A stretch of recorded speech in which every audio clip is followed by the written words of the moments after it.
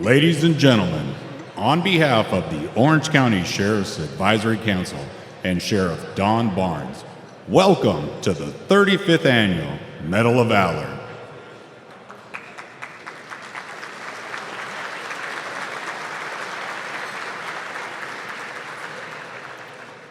Please stand for the presentation of colors by the Sheriff's Color Guard, followed by the singing of the National Anthem by Deputy Andrew Rosendo Hernandez.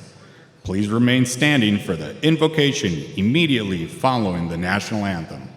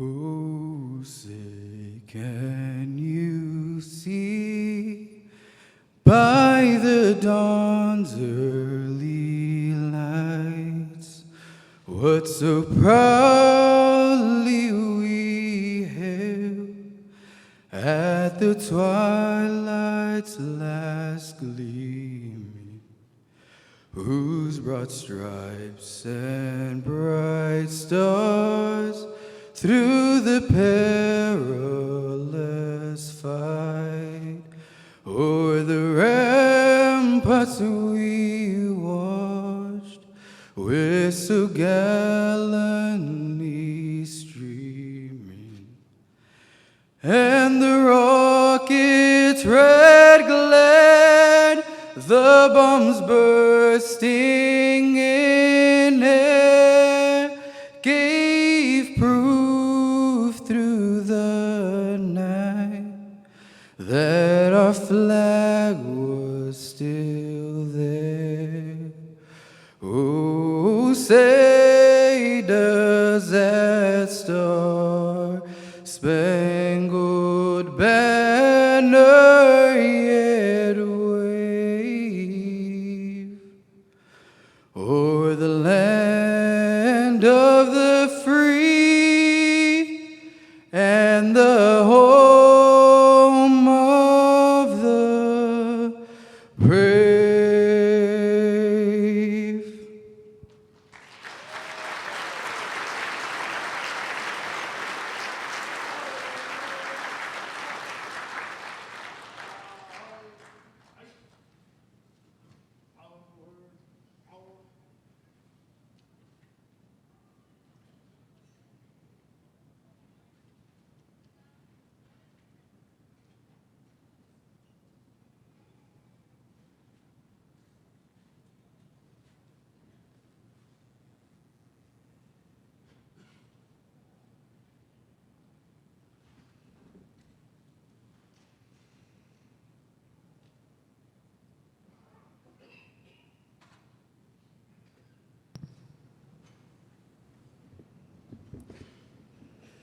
Please join me in a prayer according to your own faith tradition.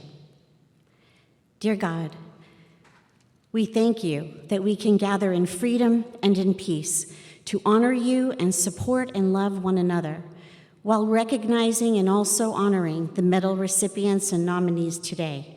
We ask your blessings on them and their families. We ask your continued blessings on our sheriff and all law enforcement leadership in Orange County. May they continue to lead with divine wisdom and courageous innovation in policing as the landscape of our country evolves and changes. Dear God, bless our civic leaders and elected officials. Guide them as they govern our communities. And we ask your blessings on the Sheriff's Advisory Council and the Executive Director as she leads with vision and strength. And we give thanks for all the generosity the Council has given through the years, and especially today.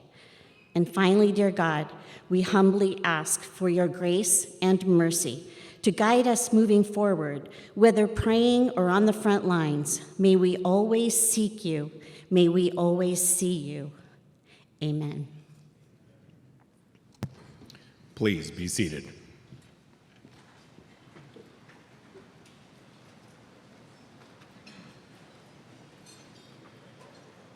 Ladies and gentlemen, we would like to take a moment to recognize some of the special guests who have joined us today.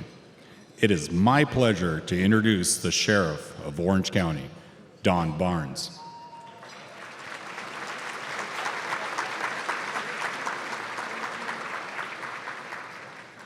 And the members of his executive command, Under Sheriff Jeff Halleck,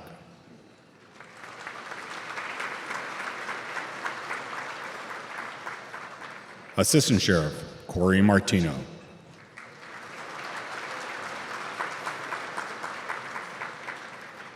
Assistant Sheriff John McCullough,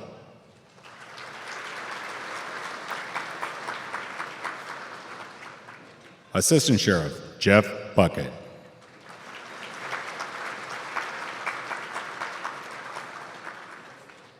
Assistant Sheriff Andy Stevens,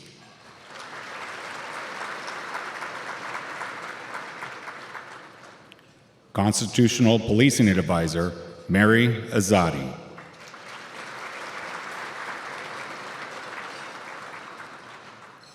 Executive Director Brian Waite,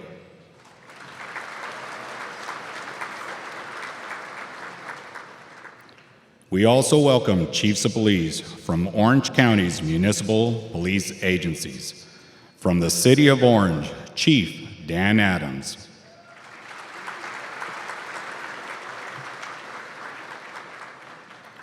From the City of Los Alamitos, Chief Michael Claiborne.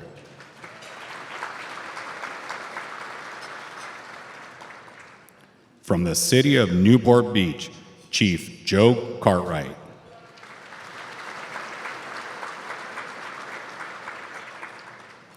From the City of Seal Beach, Chief Michael Henderson.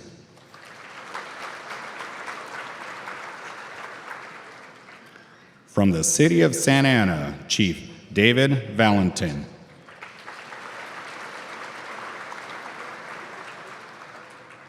From the California Highway Patrol, Chief Tommy Cockcroft.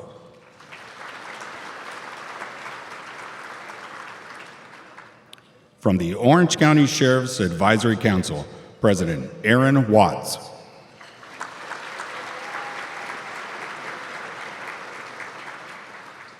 First Vice President Bill L. Dean.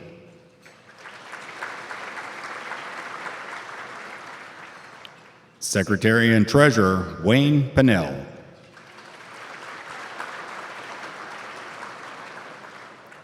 Legal Counsel Phil Schroeder of the Buchalter Law Firm.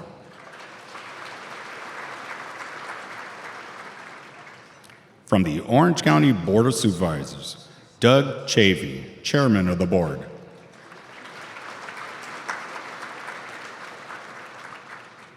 Orange County District Attorney Todd Spitzer.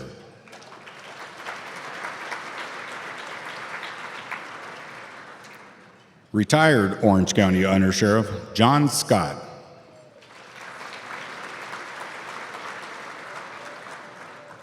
Retired Assistant Sheriff Pete Gannon.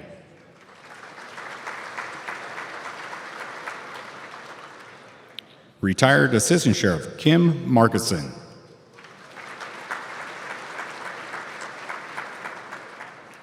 Retired Assistant Sheriff Tim Simon.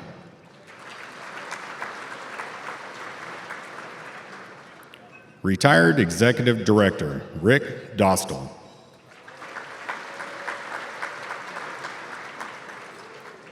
We would also like to acknowledge our sponsors. Please hold your applause until all of the sponsors in each category are announced. Our Station 18 sponsor, Laura Corey and Michael Haid. Our elite sponsors, the Bascon Group and Mr. Carter Ewing. Our 5-star sponsors, Ann and Rick Keller, Haskell and White, Mesa Management, Kalia and Jeff Main, Debbie and Richard Watts, Renee and Aaron Watts, and UPS.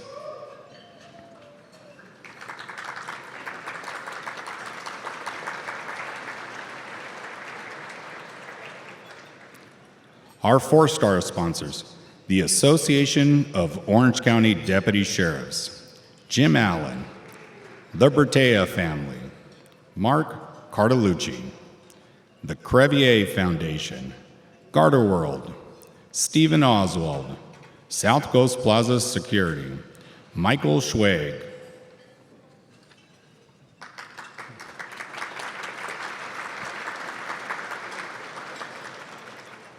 Our 3-star sponsors, the Vanguard Foundation, the Building Industry Association of Southern California, Fadi Sheikha, KCOM, the City of Lake Forest, the City of Laguna Hills, and the City of San Juan Capistrano.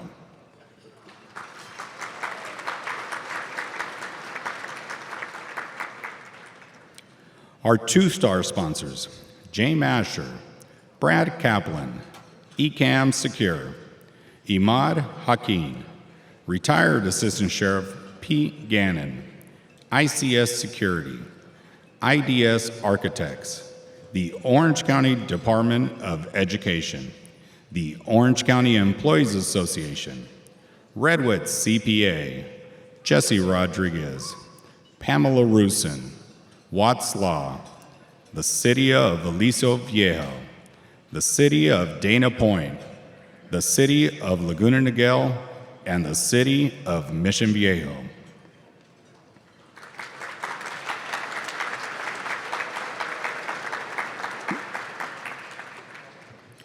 We would now like to acknowledge elected officials of city government served by Orange County Sheriff's Department. Please hold your applause until all of the members present from each city are announced. From the City of Aliso Viejo, Mayor Pro Tem Mike Munsing, Councilmember Ross Chun, Councilmember Max Duncan.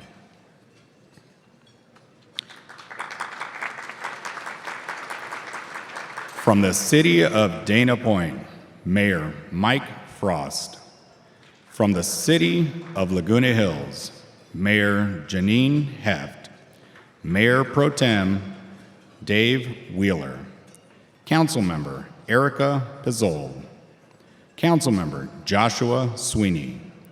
From the City of Laguna Niguel, Mayor Kelly Jennings, Mayor Pro Tem Stephanie Odo, Councilmember Ray Genoway. From the City of Laguna Woods, Mayor Cynthia Connors, Councilmember Annie McCary. From the City of Lake Forest, Mayor Pro Tem Mark Tedimer, Councilmember Benjamin Yu. From the City of Mission Viejo, Mayor Brian Goodell, Councilmember Wendy Bucknam, Councilmember Robert Roosh, Councilmember Cynthia Vasquez. From the City of Rancho Santa Margarita, Mayor Jerry Holloway, Councilmember Brad McGurr. From the City of San Juan Capistrano, Mayor Howard Hart, Councilmember John Taylor. And from the City of Yorba Linda, Mayor Pro Tem Tara Campbell, Councilmember Janice Lim, and Councilmember Carlos Rodriguez.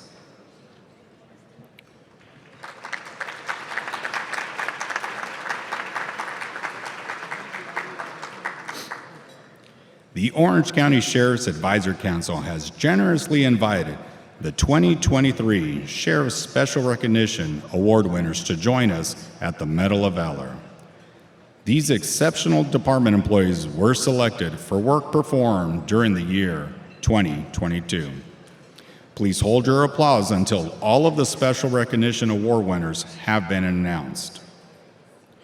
Deputy of the Year, Deputy Rodrigo Ruelas.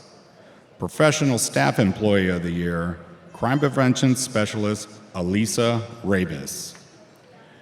Reserve Deputy of the Year, Reserve Lieutenant Michael Losquadro. Training Officer of the Year, Deputy Dan Gerlach. Investigator of the Year, Investigator Jay Casas. Sergeant of the Year, Sergeant Frank Gonzalez. Supervisor of the Year, Craft Supervisor George Maraza. Sworn Manager of the Year, Commander Chad Taylor. And finally, Professional Staff Manager of the Year, Recruiting Manager Vicky Peruz.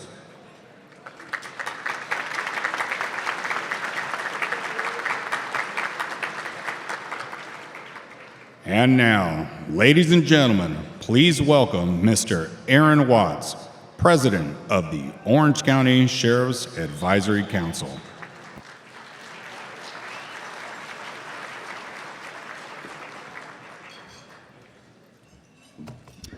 Good afternoon. As the introduction suggested, I am the chairman and president of the Sheriff's Advisory Council. I didn't want to do this. I actually wanted to sing, but they told me the Star Spangled Banner was going to be sung by somebody else, so here I sit.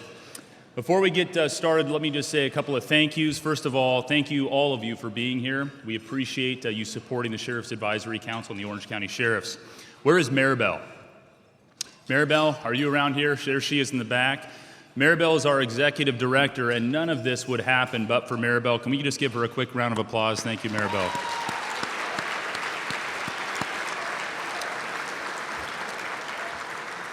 Let me just briefly mention our little executive team. Wayne Pinnell, where are you, Wayne? If you could just stand up real quick.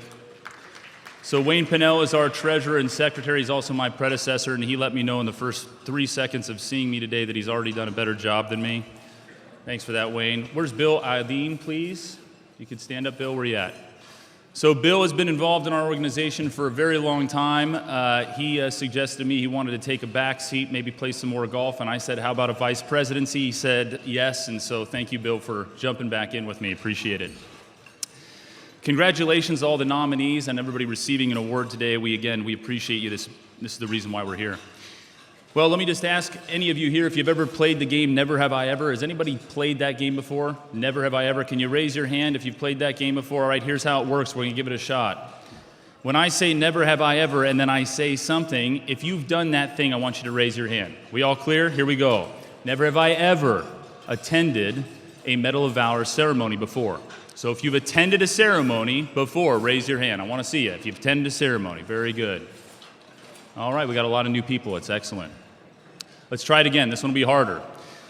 Never have I ever attended a Medal of Valor ceremony and tried to sneak out early. You know who you are. Yeah, all right. If you see a raised hand, people, do not let those people leave this building early. And maybe just one more. Never have I ever committed a felony battery on the sheriff of Orange County. Anybody? How about this guy right here? It's the truth. I did conspire with other law enforcement personnel to have our Sheriff of Orange County, Don Barnes, tased. Let me explain just very briefly. We were at a tactical training center, and at that tactical training center, you wear a little paddle taser to kind of make it feel like you're getting shot. And I may have suggested that he be tased more than once. Of course, as you might imagine, the sheriff, when he found out about this, he said, Mr. Watts, I'm going to give you one of two options. And I said, what are those, Sheriff? He said, the first is you can serve as president of the Orange County Sheriff's Advisory Council, and you will do it well. I said, Sheriff, I've got a young family. I've got a business to run. I can't do it. What's the second option? He said, you can spend up to 40 years in prison. And so here I sit. And I've been asked as the president to give you a sense of what it is that the Orange County Sheriff's Advisory Council does. You may have heard me speak on this before. We essentially do two things. We raise awareness, and we try to raise money. Raising awareness is a relatively simple concept. The idea maybe best been spoken by a very wise man by the name of Paul, who suggested that in service we should lose selfish ambition and serve others with humility, considering them better than ourselves. And I think that's what the Orange County Sheriffs has stood for. I've often heard our Sheriff Don Barnes suggest that it's not him who has accomplished things, but his team behind him. Because as the Sheriff's Advisory Council, we have been served by law enforcement, by first responders, by the Sheriff's Office. We believe the proper response is to serve them. And so we try to raise awareness. Let's pretend a little bit to see what it looks like. Here we go. If you believe that law enforcement is a good thing, if you believe that the Sheriff's Office of Orange County has benefited you and your family, will you please stand?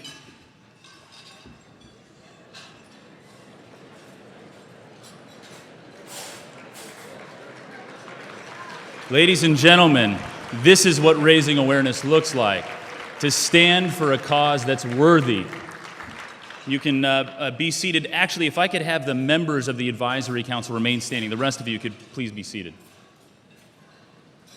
So for these select few of our community, they have decided to step in as members of our Advisory Council, and they serve as beacons of raising awareness. They stand for law enforcement in the community. Thank you, each of you, for participating as members in our council.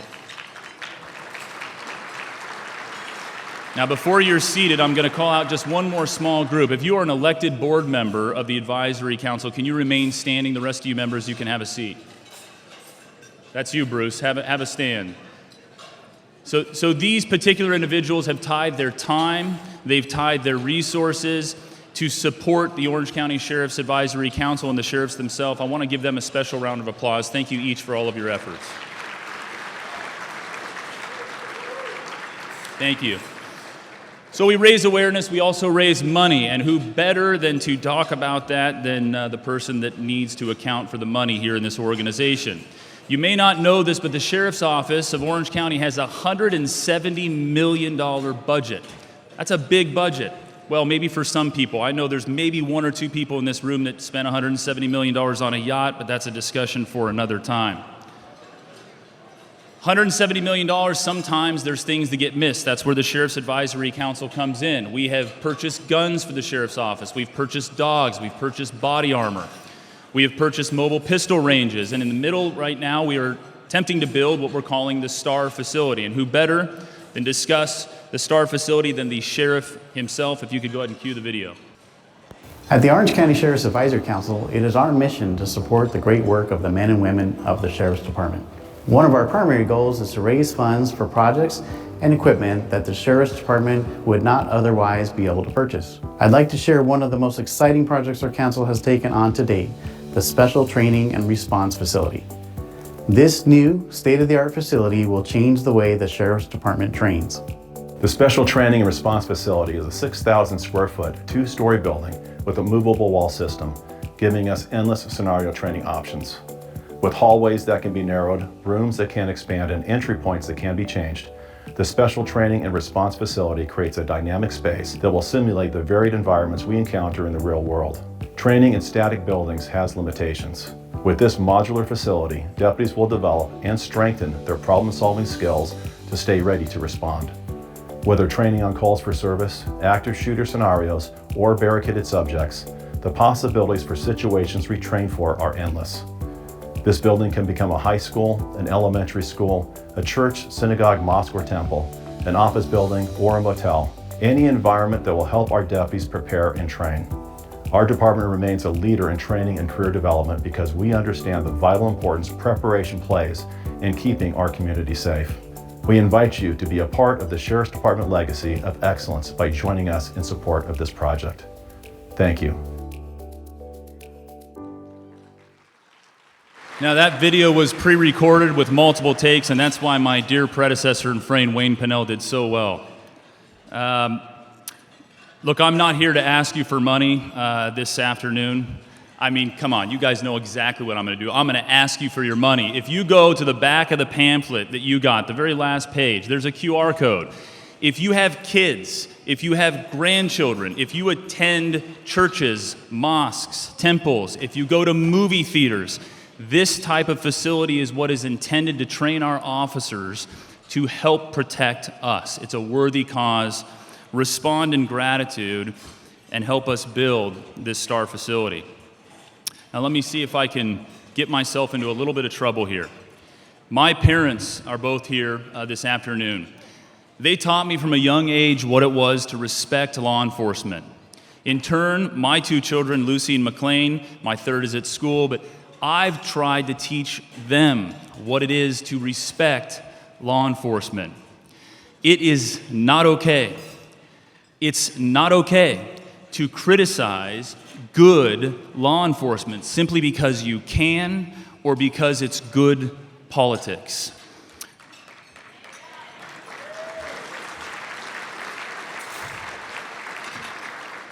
You can quote me for it, you can cancel me for it. I am grateful for the Orange County Sheriff's Office. I am grateful for law enforcement, and I'm grateful for first responders. To the law enforcement and first responders here in this room, thank you. Thank you for keeping our community safe. Thank you for keeping me safe. And thank you for keeping my children safe.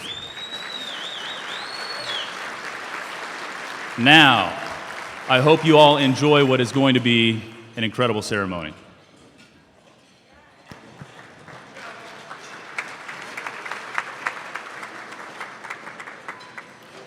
This year, we will be awarding medals in 5 categories: life-saving, merit, courage, Purple Heart, and Distinguished Deputy. Inside the program is a complete description of each of the 13 incidents we will be honoring here today. Each medal recipient honored today will receive plaques from the Orange County Sheriff's Advisory Council and Orange County Sheriff Don Barnes. Certificates of recognition from the Orange County Board of Supervisors, courtesy of Chairman Doug Chafee, Supervisor Andrew Doe, and Orange County District Attorney Todd Spitzer. Ladies and gentlemen, we would like to share the Medal of Valor video highlighting the dedicated work of Sheriff's Department personnel.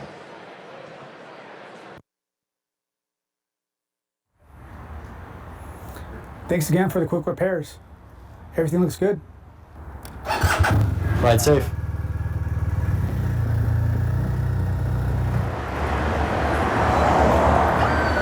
18-6 Mike 30, 961, Rancho Viejo, Junipero Sierra. 18-6 Mike 30, copy 961 Rancho Viejo and Junipero Sierra Road. Mike 30, California 7, Sierra Yankee Uniform, 868. Copy your plate of 1 Foxtrot Echo Lima 211. Move back to the no making current out of your city. Mike 30, go ahead.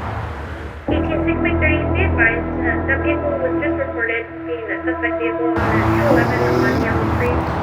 Mike 30, vehicle is fleeing. I'm in pursuit.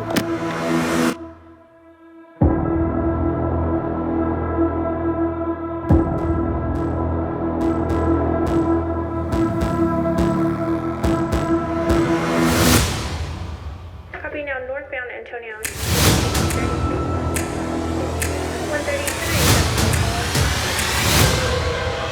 130, approaching cow camp.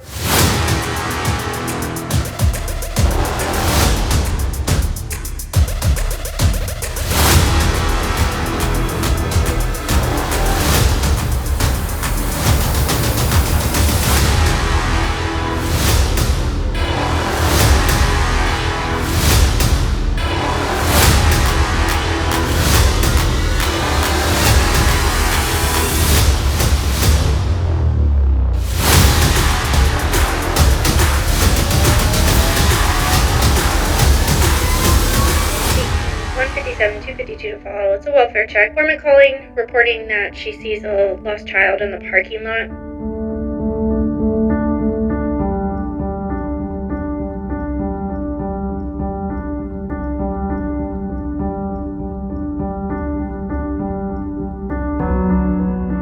Informant Jennifer is reporting that her boyfriend Sam grabbed a knife, threatened to stab her. Subject possibly 1032 Foxtrot for unknown charges.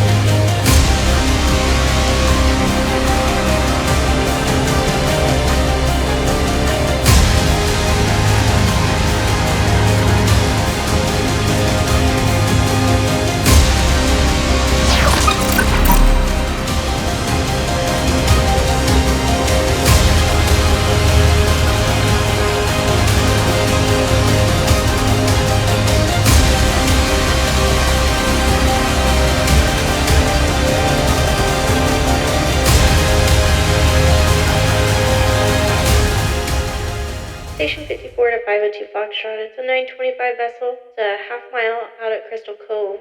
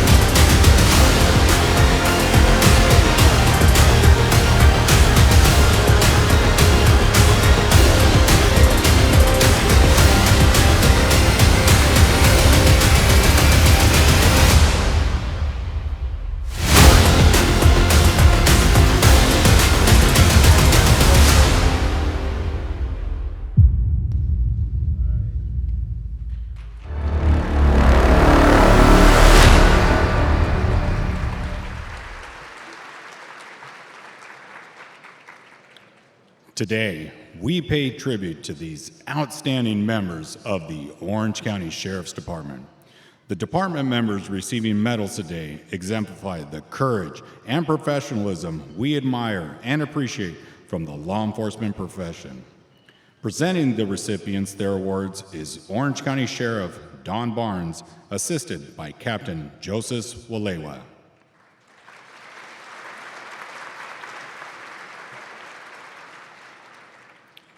The first award category being presented today is the Medal for Life Saving. The first recipients of the Medal for Life Saving are Sergeant Matt Anderson, Deputy Derek DeCaro, and Deputy Evan Sanchez for rescuing a woman threatening to jump from the top of a parking structure.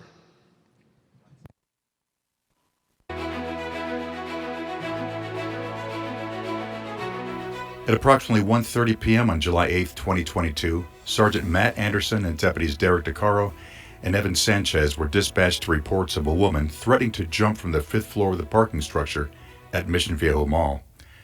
When they responded, they found a distraught woman standing on the ledge, her toes hanging over the edge of the structure.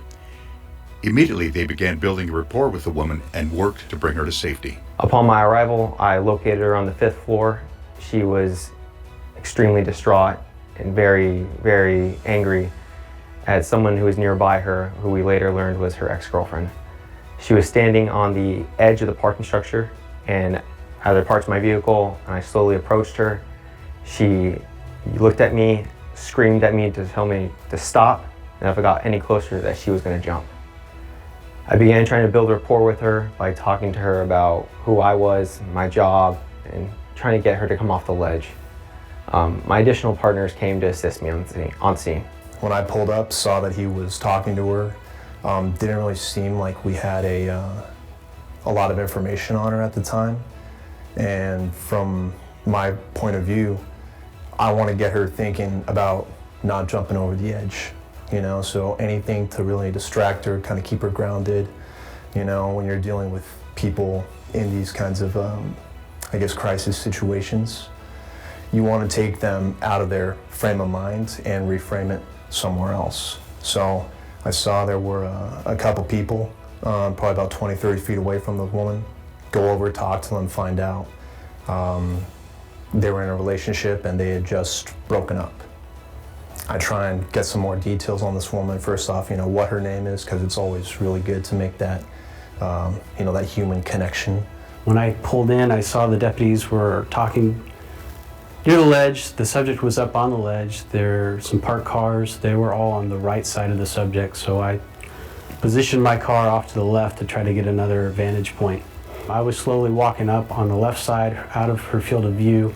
She glanced at me a few times. My thought was if I could get there, I wanted to get her off the ledge and resolve the situation. There was a moment where she looked away from us.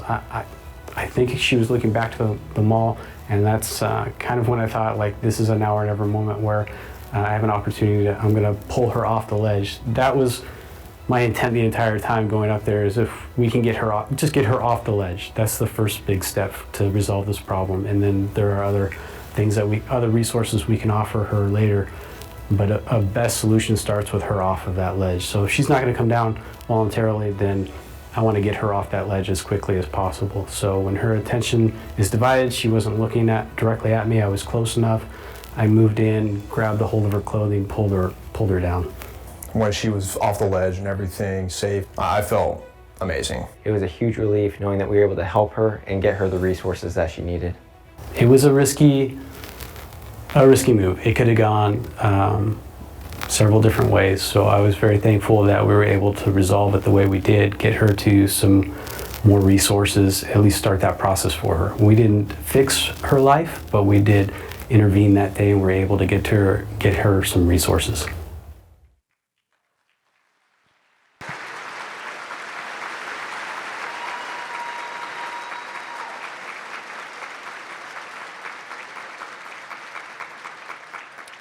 For actions in keeping with the finest traditions of the Orange County Sheriff's Department, we are very proud to present the Medal for Life Saving to Sergeant Matt Anderson.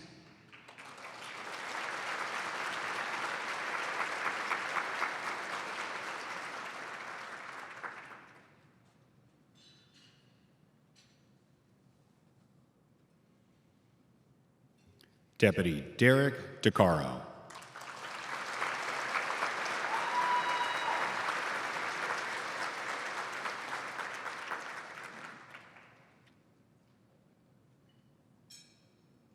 And Deputy Evan Sanchez.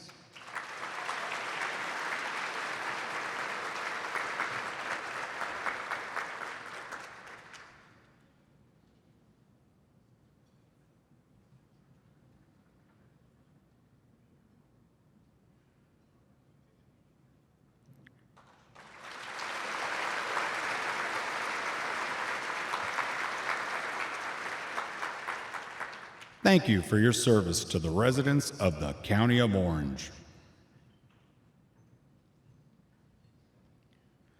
The next recipient of the Medal for Life Saving is Deputy Wali Sadiq for reviving an unresponsive baby after coming upon a traffic collision while off duty.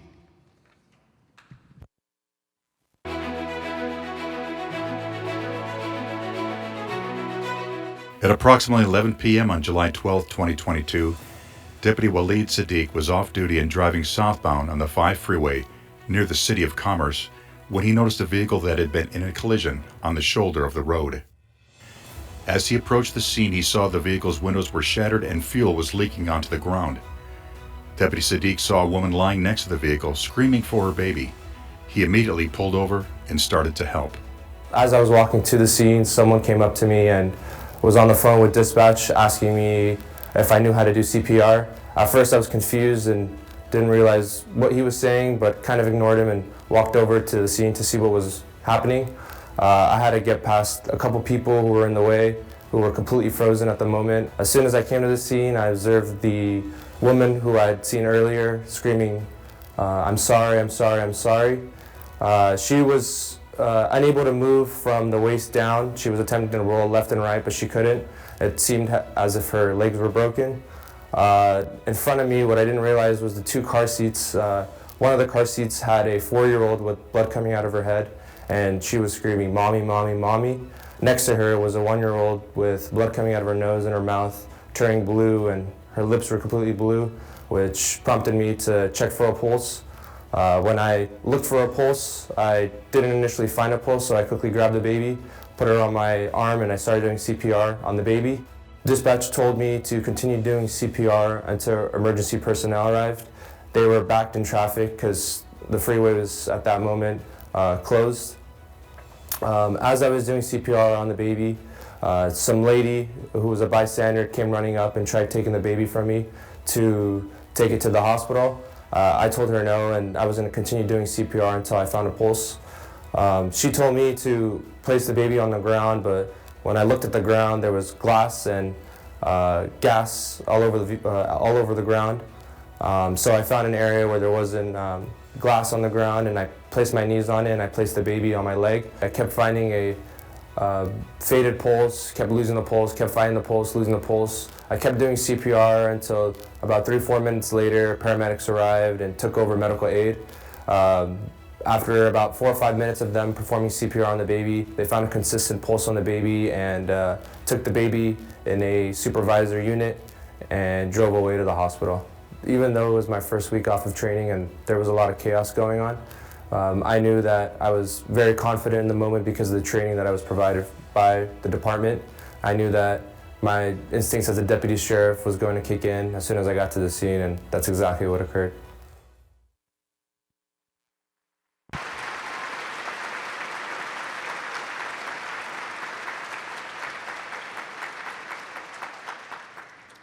For actions in keeping with the finest traditions of the Orange County Sheriff's Department, we are very proud to present the Medal for Life Saving to Deputy Waleed Sadiq.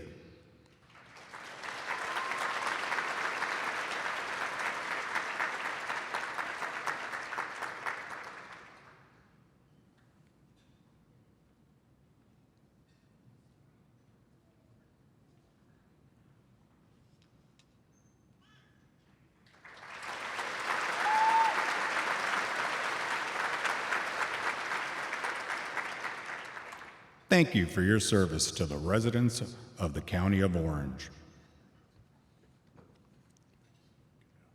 The next recipients of the Medal for Life Saving are Deputy Tyler Dombrowski, Deputy Michael Coiro, Deputy Tyler McClurg, Deputy Brian Monero, and Deputy Sean Tilley for rescuing a motorcyclist after a near-fatal traffic collision in remote Burrow Canyon.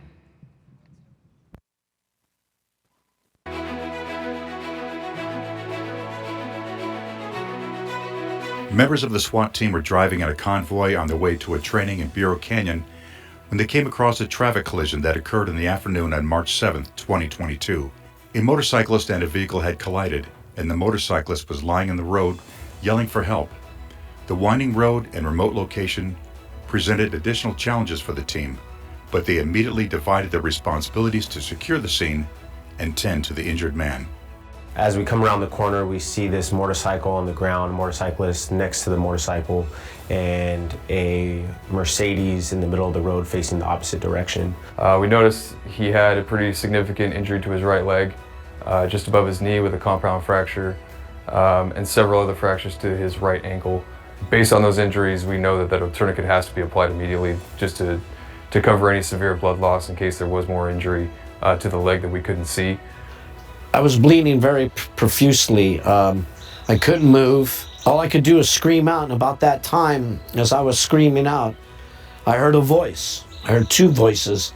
It was the Orange County Sheriff's Department. It was the SWAT team. The four sheriffs got right onto me and started putting tourniquets on my body.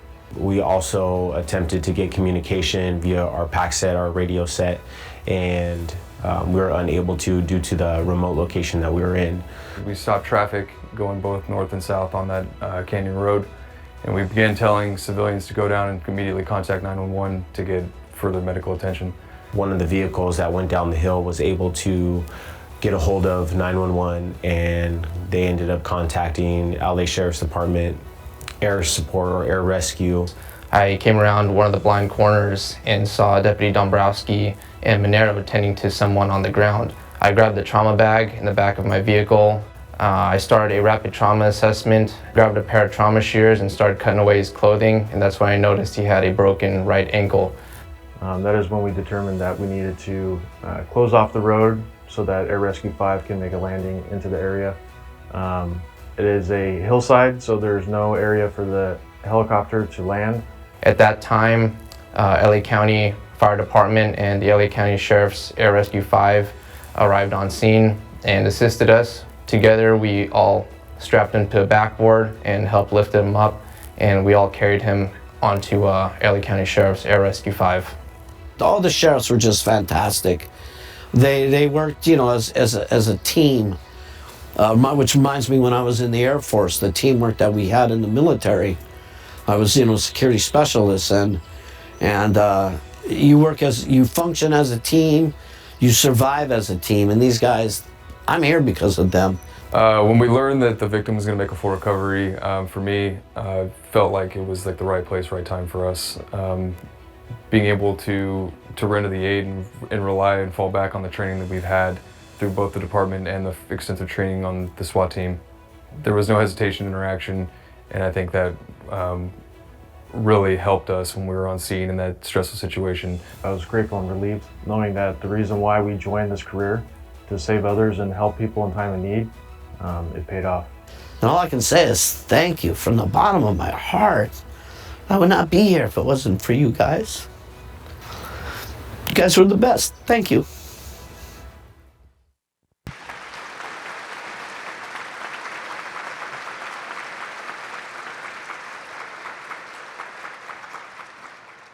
For actions in keeping with the finest traditions of the Orange County Sheriff's Department, we are very proud to present the Medal for Life Saving to Deputy Tyler Dombrowski.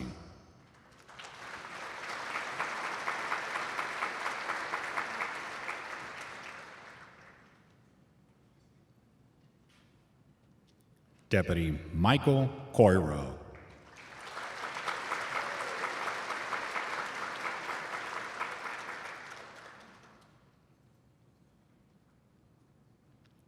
Deputy Tyler McClurg.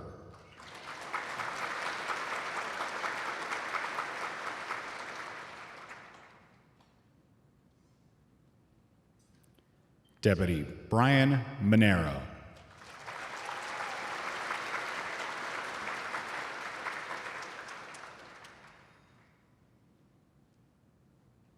And Deputy Sean Tilley.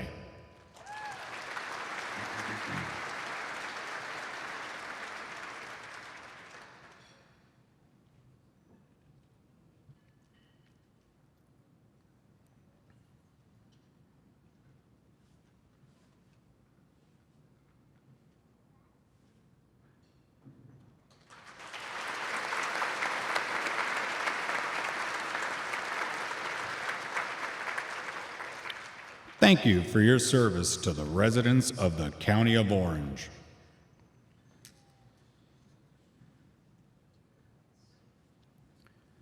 The next recipients of the Medal for Life Saving are Deputy Jessica Ariano and Deputy Anthony Villanueva for reviving an unresponsive man in a homeless encampment.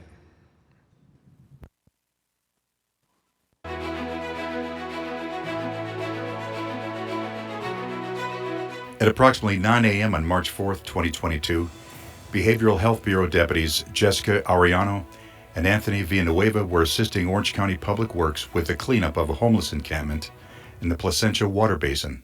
While conducting a protective sweep of the area, the deputies saw a man who appeared to be unresponsive lying face down in the dirt. My partner and I, we drove over to where he was. We got out, walked over to the subject. He wasn't moving. And as I approached him, I noticed that his face was blue. I immediately checked it for a pulse, and he did not have one. I noticed that he had a syringe sticking out of his hand, so I immediately asked my partner to grab some Narcan. I immediately went to the unit, grabbed Narcan. We applied Narcan, and it was unsuccessful. We began CPR immediately. Still could not get a pulse. Continued CPR.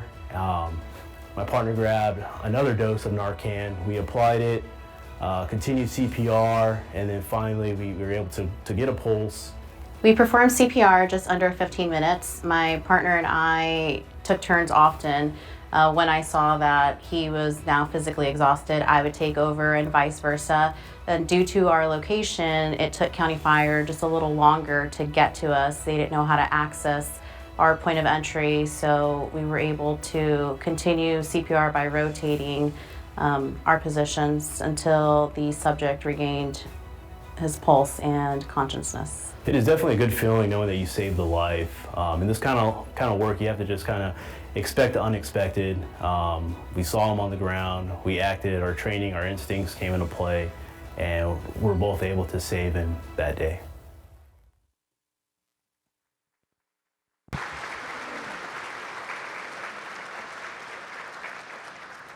For actions in keeping with the finest traditions of the Orange County Sheriff's Department, we are very proud to present the Medal for Life Saving to Deputy Jessica Ariano.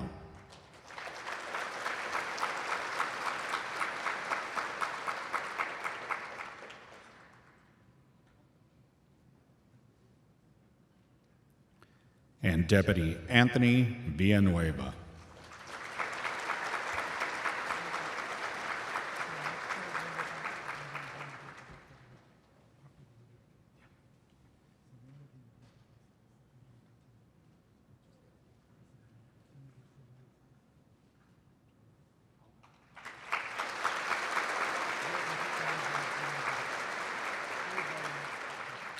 Thank you for your service to the residents of the County of Orange. The next recipient of the Medal for Life Saving is Deputy Bijan Masarji for reviving an unresponsive 3-month-old child.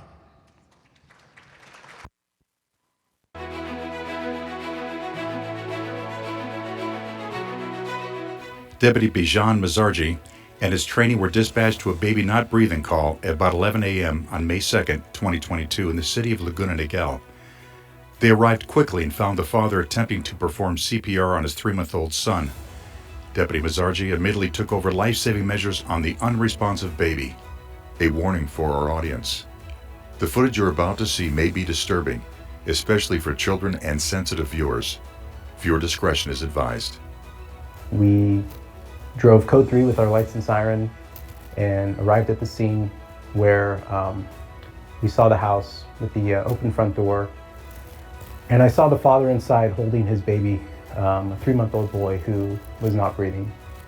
I had the father hand the baby over to me, asked him a few questions about what was going on. And as I began the back thrusts on the baby, I brought the baby out to the front yard. So when the fire department came, they'd have a faster time getting to him.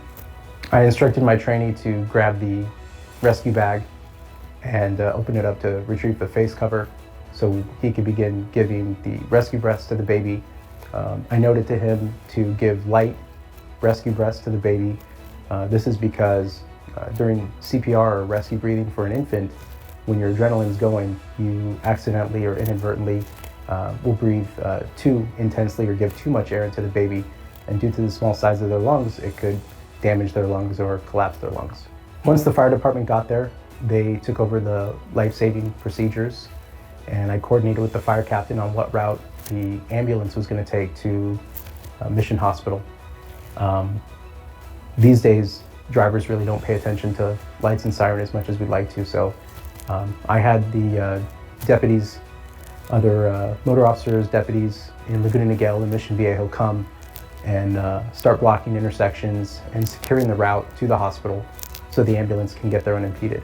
Once we arrived at Mission Hospital, I was just so focused on the emergency room or the treating room that they brought the baby into, and I kind of hung there and waited with anticipation on what the outcome was going to be, on whether our efforts had been successful or not.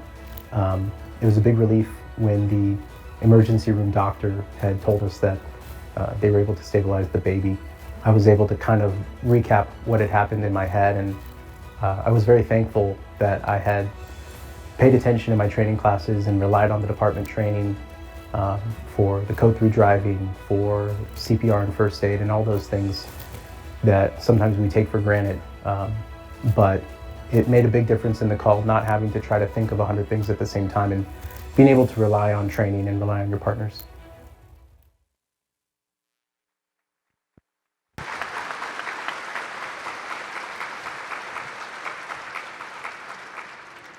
For actions in keeping with the finest traditions of the Orange County Sheriff's Department, we are very proud to present the Medal for Life Saving to Deputy Bijan Masarji.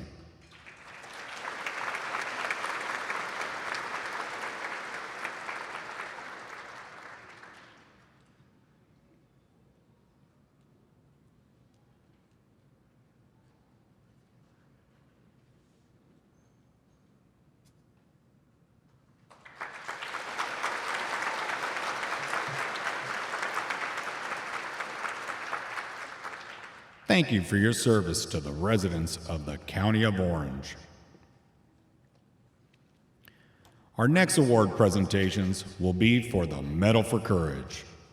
The first recipient of the Medal for Courage is Deputy Stacy Cole, who successfully performed a gun takeaway on a distraught man.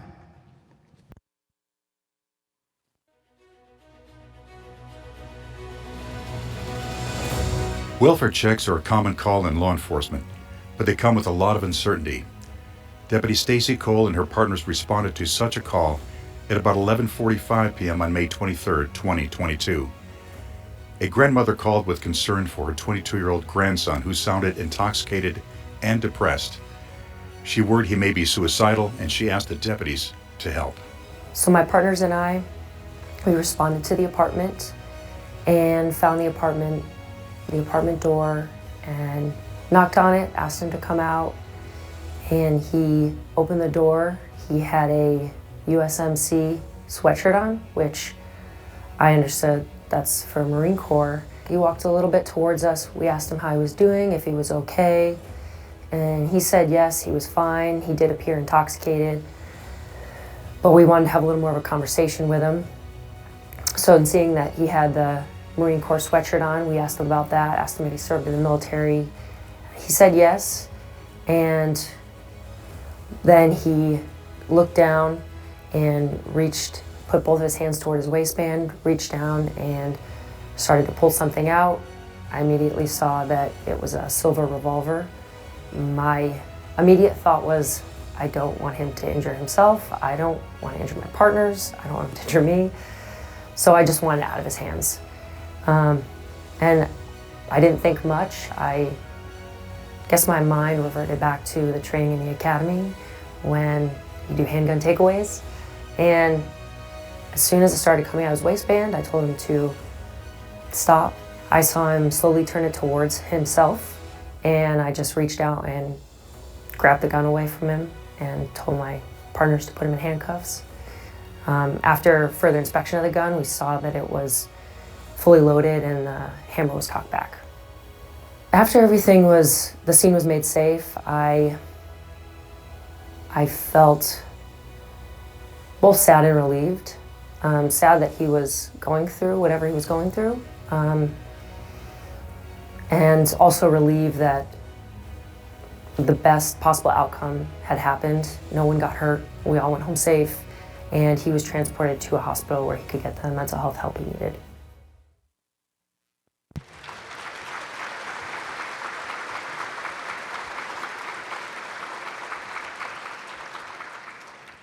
For courageous actions in keeping with the finest traditions of the Orange County Sheriff's Department, we are very proud to present the Medal for Courage to Deputy Stacy Cole.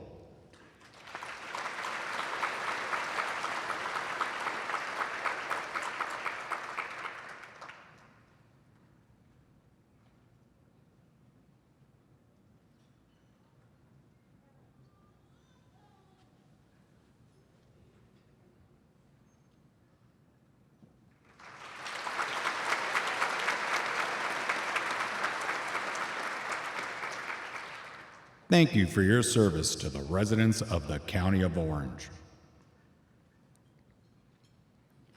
The next recipients of the Medal for Courage are Investigator Mark Dent, Deputy Wesley Fox, and Deputy Craig Sanders for rescuing a woman taken hostage during a domestic incident.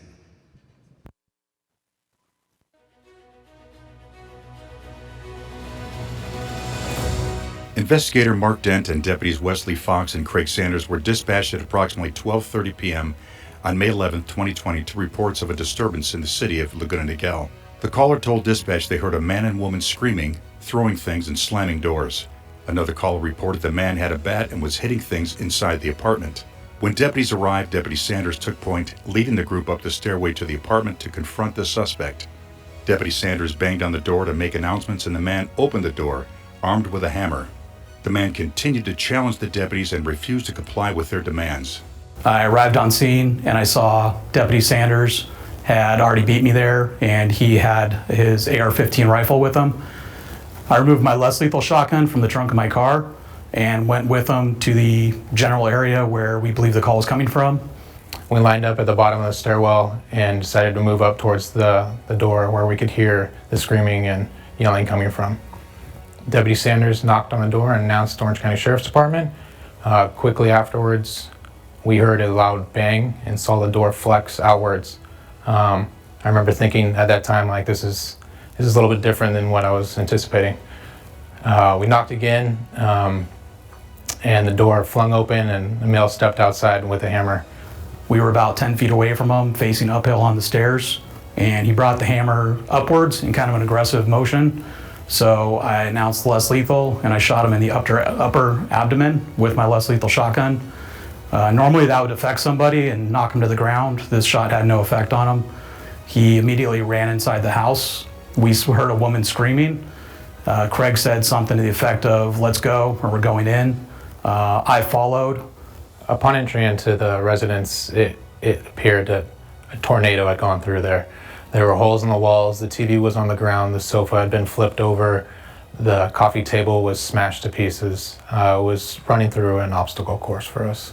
I observed the male still armed with a hammer, took the female into a hostage taker pose with his arm wrapped around her neck and the hammer at his side as if he was preparing to strike her in the head with the hammer. I announced that we had a hostage scenario and began advancing towards the male subject, at which point he turned towards me and I fired 3 rounds from my AR-15, striking the subject. Immediately after the incident was done, I felt relief because I knew we had just saved a life. Unfortunately, in order to save that life, we had to take another life. He put himself in that position and we didn't really have a choice. So it was a lot of emotions going on at one time. The joy of saving someone, at the same time he knew he just took a life. So a lot going through our head there. Hostage rescue scenarios are something that we train very hard for to ensure that we can make the proper call and save somebody's life. And fortunately, on May 11th, 2020, we were able to successfully complete that call and save somebody's life.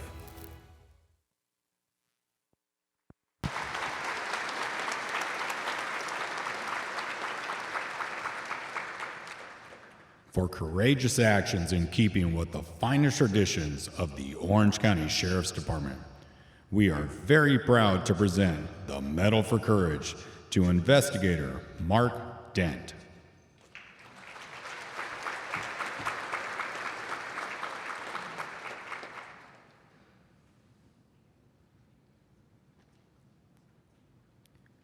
Deputy Wesley Fox.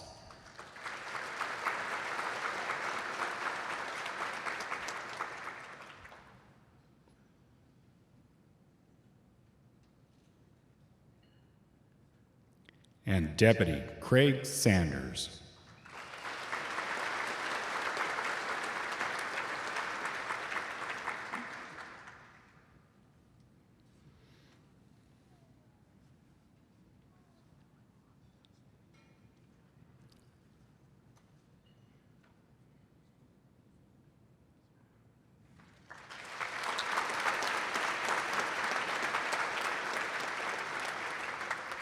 Thank you for your service to the residents of the County of Orange.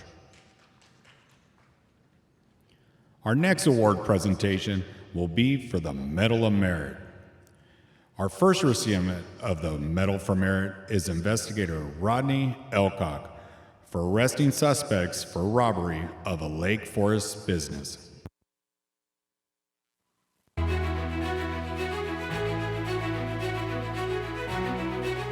On June 14, 2022, investigator Rodney Elcock responded to a robbery that had occurred at the Jamba Juice on Altoro Road in the city of Lake Forest. The victim told investigators that at approximately 8 a.m., 2 suspects posed as undercover law enforcement to warn her about a series of robberies that had occurred in the area. They told the employee they needed to watch surveillance footage to aid in their investigation. When the employee took the suspects to the back, they convinced her to open the safe. They pointed a handgun at the victim and tied her to a chair. The suspects stole about $600 in cash and then fled the scene. With no in-store security footage, Investigator Elcock and his partners began canvassing the area for additional leads. It was determined through my investigation that the cameras inside the Jamba Juice were non-functioning, and I knew I had very limited resources to go on at this point. So through the course of this investigation, I authored approximately 10 search warrants, provided location data, placing one of the suspects in a city in San Diego at a hotel. I was able to drive down to that hotel and observe who I believe the suspect was entering the front lobby with another male suspect and a female. At that point, I was able to identify a white Ford truck with two distinct white decals on the back window bearing Nevada license plates. After identifying both subjects in the city of San Diego at the hotel, I utilized additional search warrants to track those subjects from San Diego to the city of Lake Forest, through the toll roads into Corona, and ultimately into the city of Las Vegas in the state of Nevada. Based off this investigation, I knew these two suspects were residences of Las Vegas, Nevada. So I again reached out to the Las Vegas Metro Robbery Division, the Las Vegas Criminal Apprehension Team, U.S. Marshals, and Nevada Probation Parole in an effort to locate both suspects in my case. I was later informed through probation that they had located one of my suspects in the state of Nevada without incident and is currently being detained. I was then advised later on that the second suspect, who was involved in a unrelated violent crime in their jurisdiction, was also taken into custody and currently detained as well. Based off that information, I reached again out to the Robbery Division in Las Vegas, and they domesticated my search warrant in an effort to search one of the suspect's residences. Items inside the residence were located that tied and connected both suspects to my crime at the Jamba Juice in the city of Lake Forest. I was advised by probation that both subjects who were currently housed in the state of Nevada on separate charges were then extradited to California and are currently in our custody awaiting trial with up to life imprisonment on this case. I learned through this investigation that this is going to take a lot of patience, a lot of time, and a lot of man hours. Through the course of this investigation, it took at least 2 months to develop and come to an end, and over probably 1,000 to 2,000 man hours. It was a very gratifying case for me because the victim, who is 19 years old, didn't deserve this. And being a father of a 19-year-old really impressed my heart. So I worked diligently to make sure that these two are identified and are in the place they belong, which is in jail.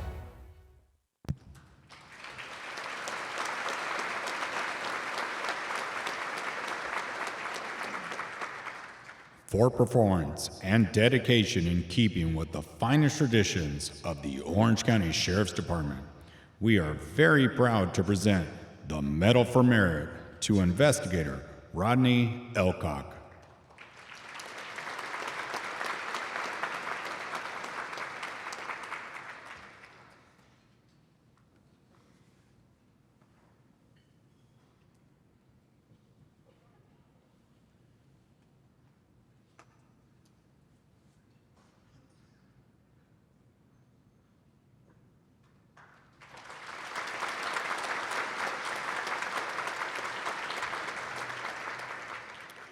Thank you for your service to the residents of the County of Orange. Our next recipient of the Medal for Merit is Investigator David Wise for investigating and preventing acts of mass violence in Orange County.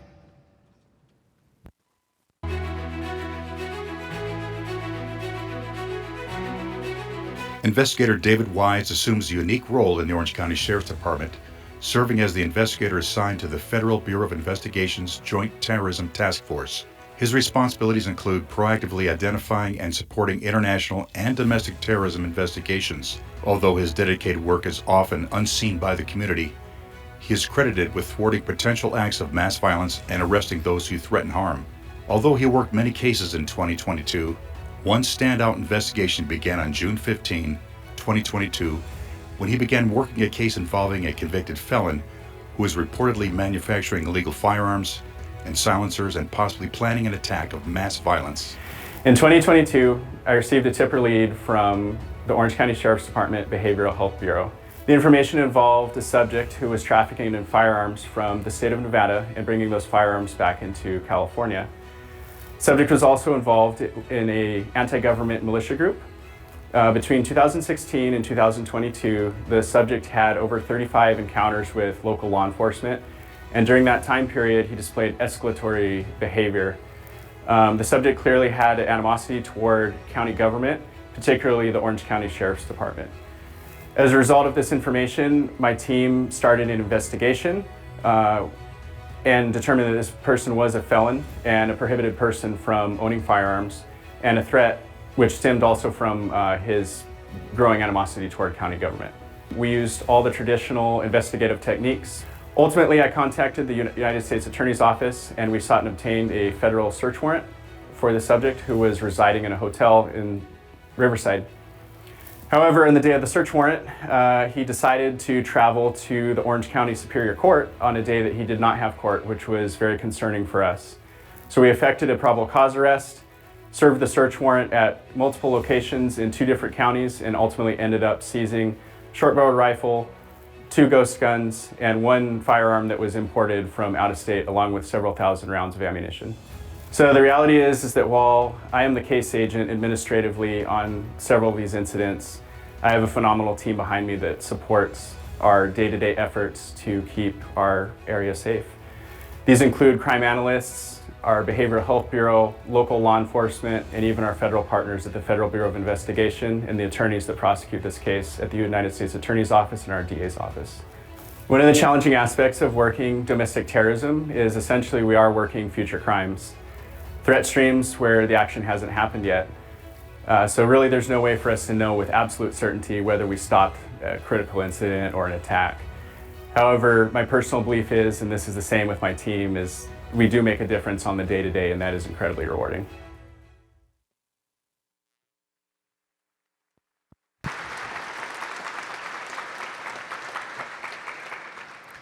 For performance and dedication in keeping with the finest traditions of the Orange County Sheriff's Department, we are very proud to present the Medal for Merit to Investigator David Wise.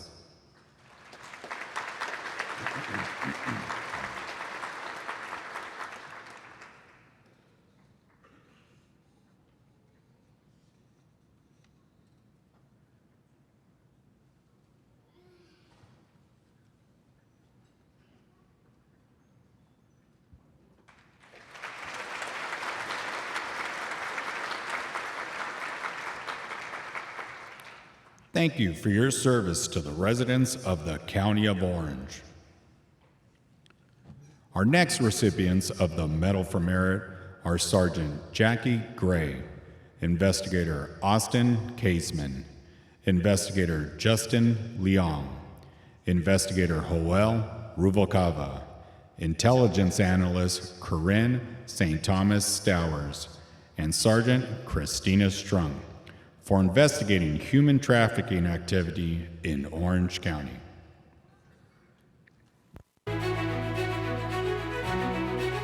The Human Trafficking Advice Unit is tasked with identifying instances of human trafficking in Orange County, offering services to the victims and holding offenders accountable.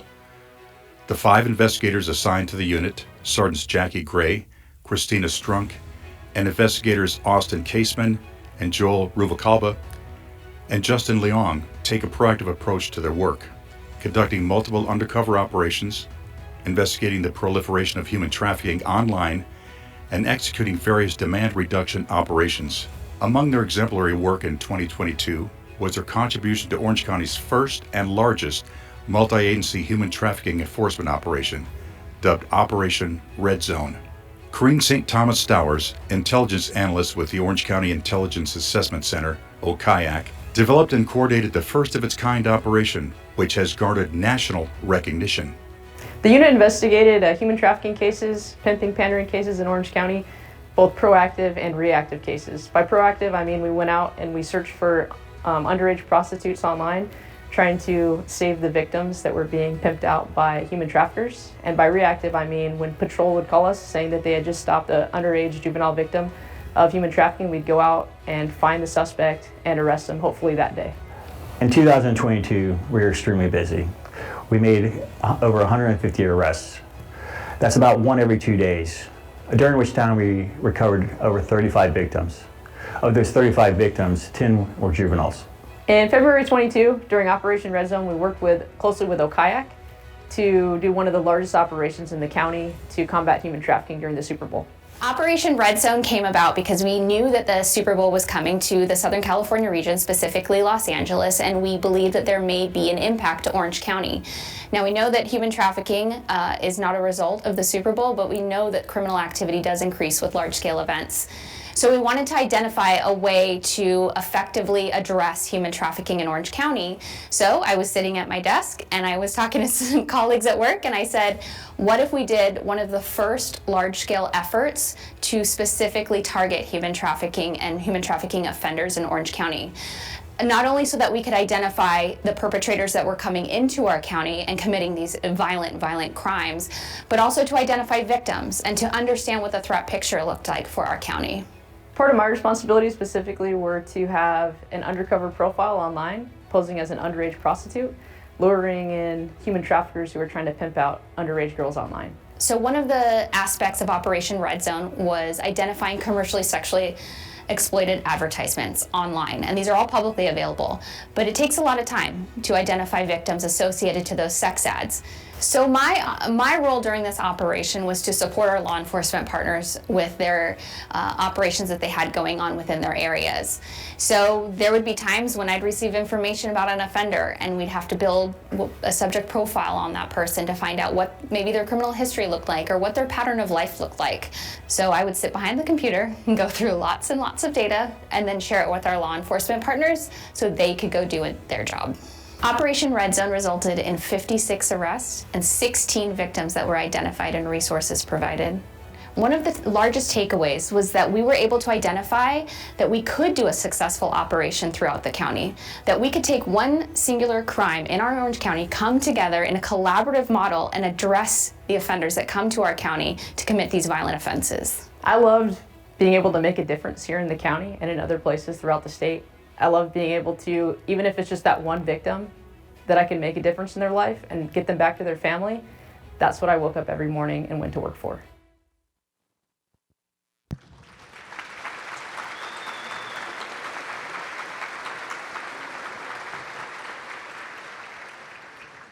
For performance and dedication in keeping with the finest traditions of the Orange County Sheriff's Department, we are very proud to present the Medal for Merit to Sergeant Jackie Gray.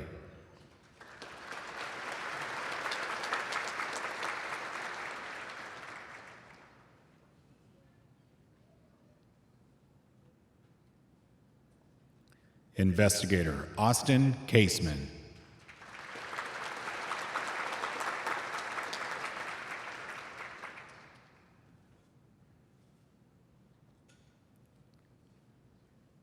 Investigator Justin Leong.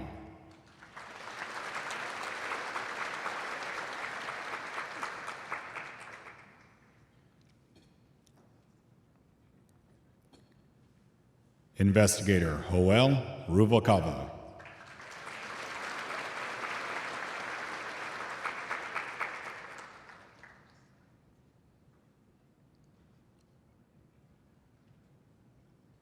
Intelligence Analyst Corrine St. Thomas Stowers.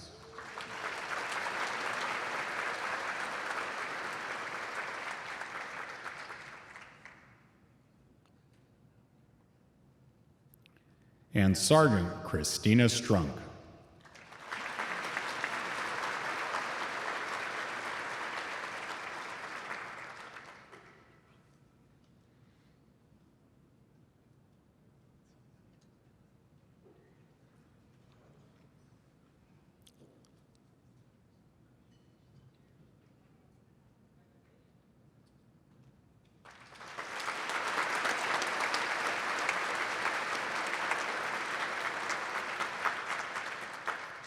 Thank you for your service to the residents of the County of Orange.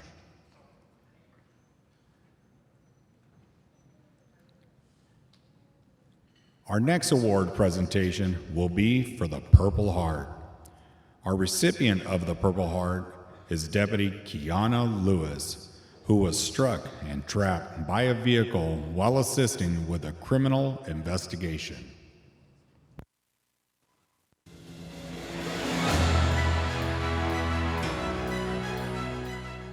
At about 12:30 a.m. on July 19, 2022, Deputy Kiana Lewis and her partners were conducting a criminal investigation near the intersection of Yorba Linda Boulevard and Eureka Avenue in the city of Yorba Linda when a Chevrolet Silverado traveling approximately 60 miles per hour crashed into an Orange County Sheriff's Department patrol unit.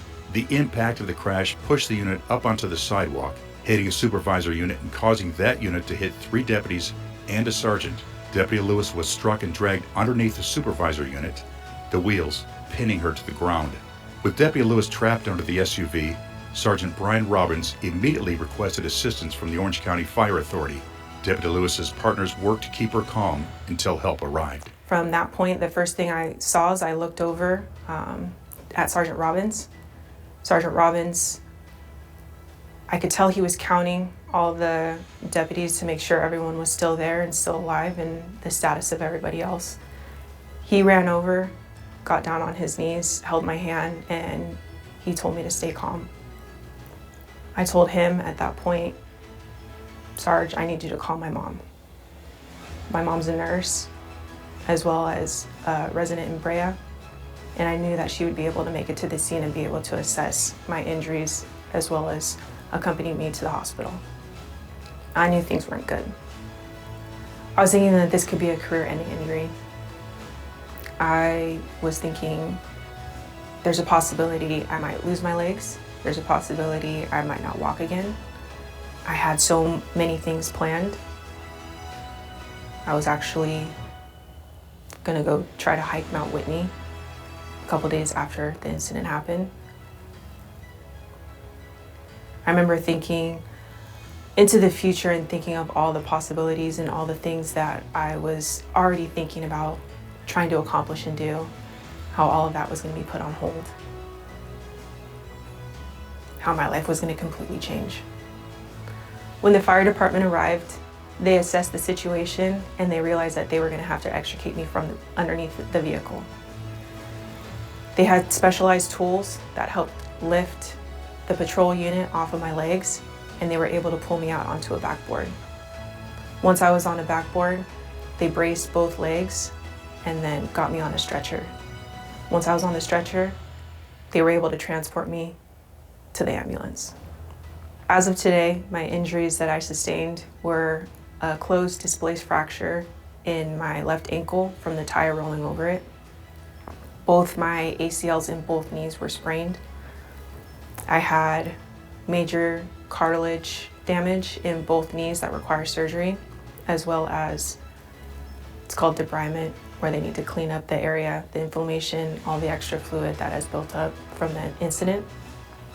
After more extensive examination, it was determined that I was going to end up needing surgery on both my knees in order to repair the damage. Otherwise, I wasn't going to be able to step up, squat, do anything with my knees in a bent position with body weight or anything more than that. I think if I could speak to other deputies in terms of this incident, one of the major things that I would say is how important physical fitness is. I was told when I was in the hospital on the initial assessment that had I not been in any kind of physical shape that I was, my legs would have been completely shattered. I think with this incident, I think I could have let it totally ruin my life. I could have had a completely different perspective and outlook on life. But I didn't want to let what happened to me make me want to spread hate in the world. Even though I don't completely understand why this happened to me, I know that this is a very important building block to who I am as a person and the purpose that I have in my lifetime.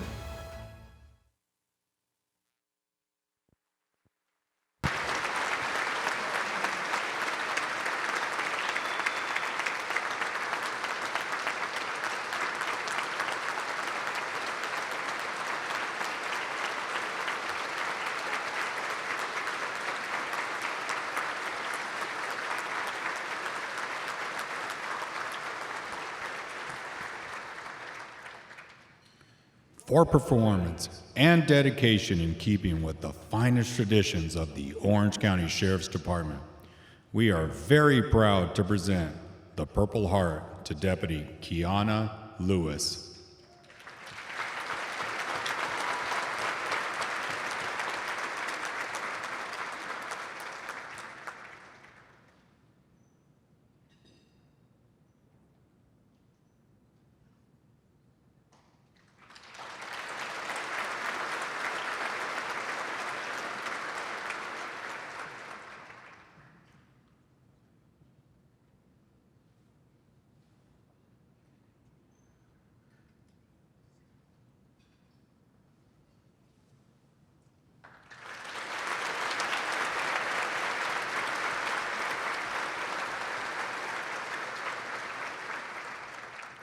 Thank you for your service to the residents of the County of Orange.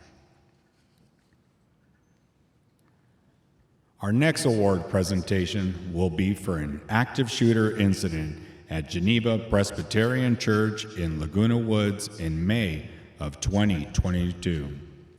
Receiving the medals for life-saving are Deputy Christopher Brenniger, Deputy Aaron Cole, Investigator Christopher Ivan, Deputy Howard Lacroix, Deputy Elia Rodriguez, and Deputy Jeffrey Wilson. Receiving the Medal for Courage are Deputy Ricardo Amezcua, Deputy Brianna Delgadillo, Deputy Michael Rodriguez. Receiving the Medal for Merit is Radio Dispatcher Kelly Jensen.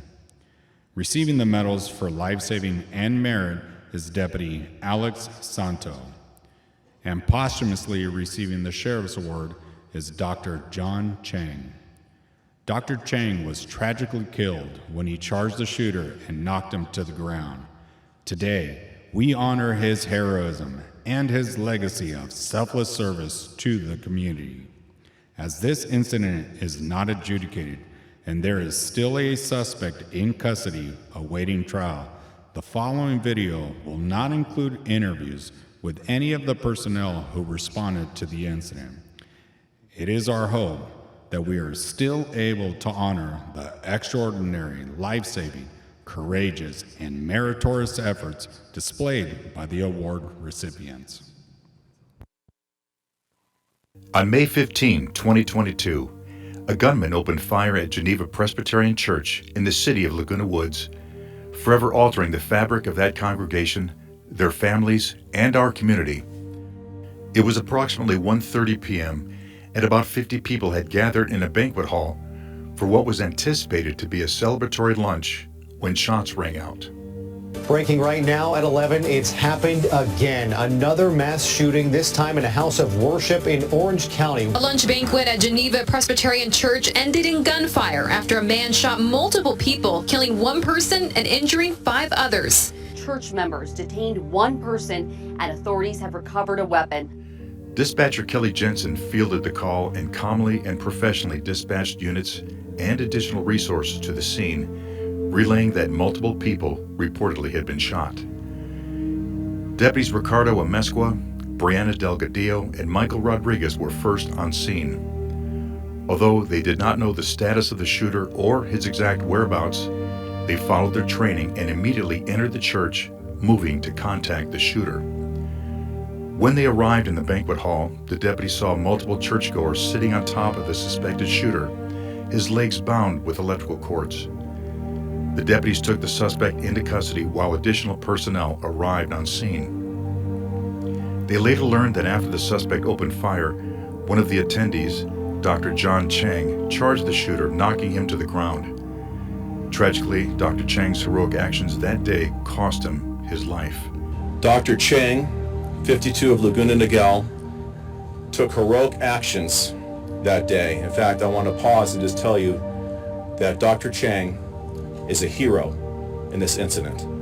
Dr. Chang's interruption of the attack prompted other prisoners to take action, including Pastor Billy Chang, who hit the suspect with a chair, while others tied up the shooter and pinned him down until help arrived. When he shoot about 7 or 8 a gun. I see our member, our congregation all hide under the table. Pastor Chang was the guest of honor at Sunday's luncheon at Geneva Presbyterian. He had just returned home after spending 2 years in Taiwan during the pandemic. He was up on stage when he says someone opened fire. Somebody had to take some action. I see his gun is down, so I see that's a good chance, so I run to him. At 68 years young, this man of God picked up the chair. I bring the chair to hit the gunman. I'm afraid he will pick up his gun to shoot again, so I use my whole strength. He then asked the congregation to help. His wife put the gun in the refrigerator and others tied the gunman up. I'm still young. I think I have the strength to fight with the shooter. They say the doctor had brought his mother, a longtime member of the congregation. For change very many. Because of Dr. Chen and his mother come to the church for me. And although much was lost, Pastor Chang says so much was saved, and he's thankful that so many in this community are coming together in prayer. I'm thankful because we stop the tragedy. Their collective actions averted what could have been the worst mass shooting in Orange County's history. Shortly after the suspect was secure, deputies Christopher Brinegar, Aaron Cole, Howard Lacroix, Alex Santo, Elia Rodriguez, Jeff Wilson, and investigator Chris Iben arrived and immediately began providing life-saving measures to the wounded. Deputy Santo, a former combat life-saving instructor in the United States Army, took the lead on organizing and managing life-saving measures for the victims while providing medical care.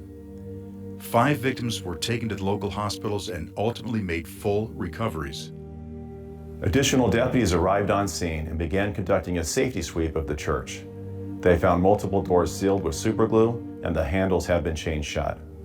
Several bags containing additional ammunition, magazines, and 4 Molotov cocktail-like incendiary devices were found in the facility. The evidence collected at the scene pointed to a methodical plan to kill as many people as possible. If not for the swift actions to stop the threat and the effective medical care provided, there is no doubt more lives would have been lost.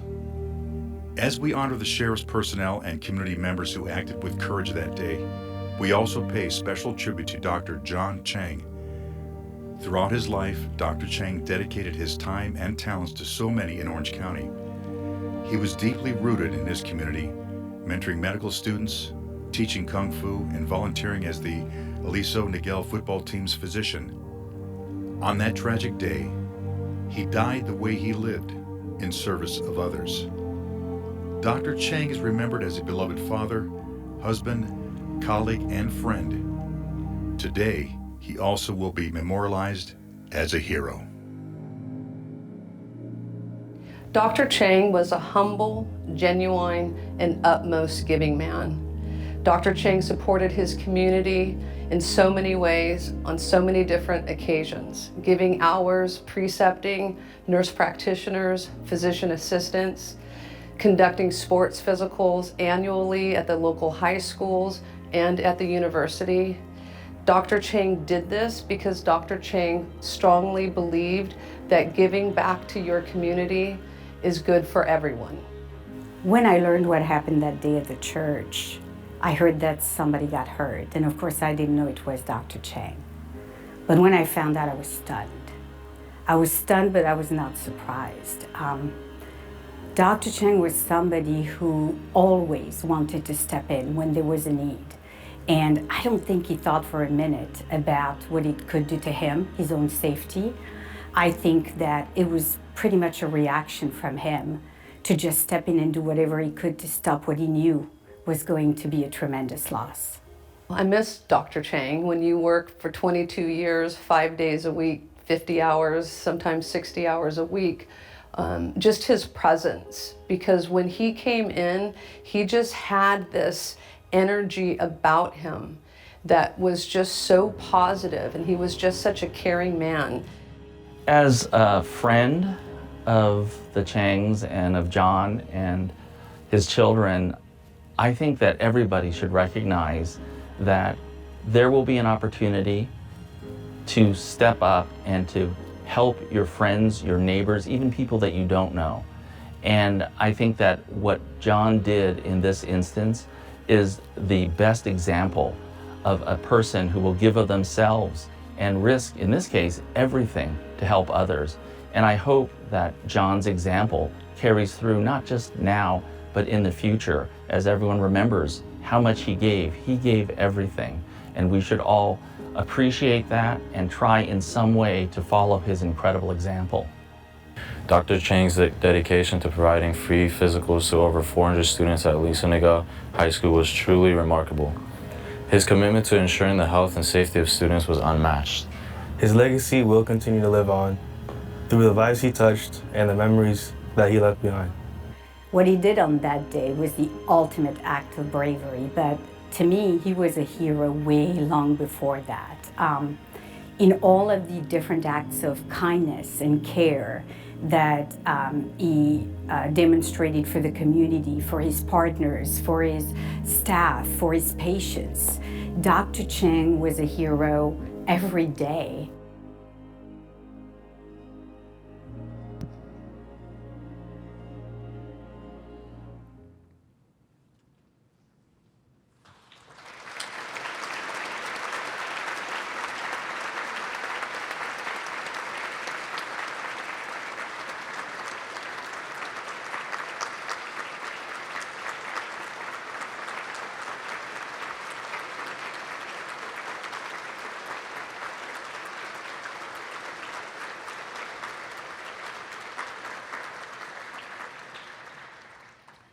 For performance and dedication in keeping with the finest traditions of the Orange County Sheriff's Department, we are very proud to present the Medal for Life Saving to Deputy Christopher Brinegar.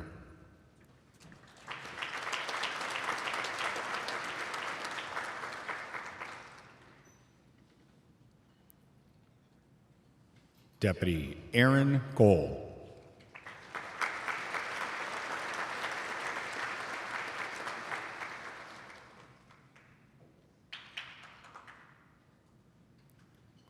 Investigator Christopher Iben.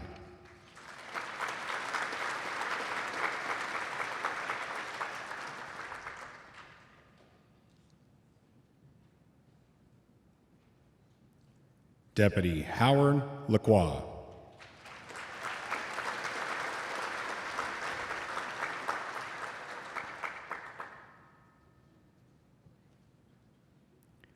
Deputy Elia Rodriguez.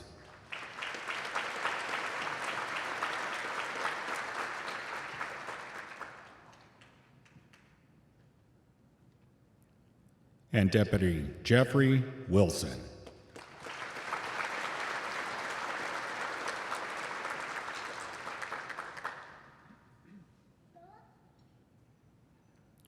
We are very proud to present the Medal for Courage to Deputy Ricardo Amezcua.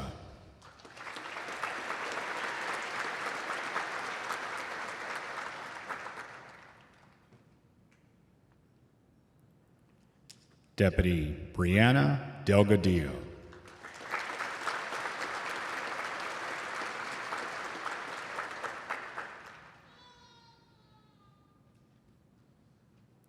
And Deputy Michael Rodriguez.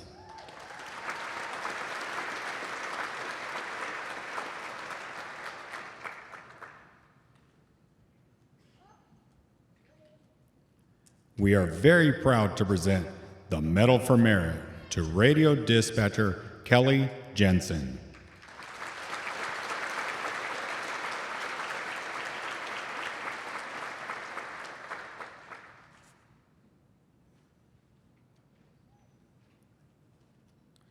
We are very proud to present the Medals for Life-Saving and Merit to Deputy Alex Santo.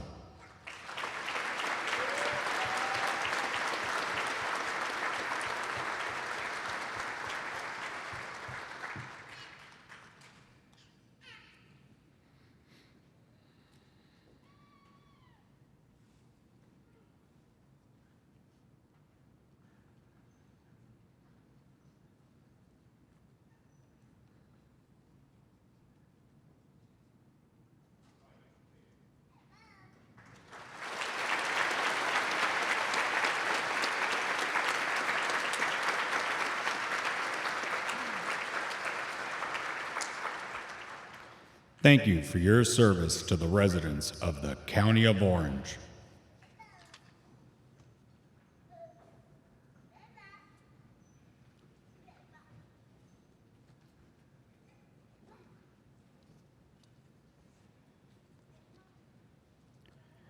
It is our honor to welcome to the stage Miss Elise Chang, beloved wife of Dr. John Chang. Mrs. Chang will posthumously accept the Sheriff's Award for her late husband's heroism.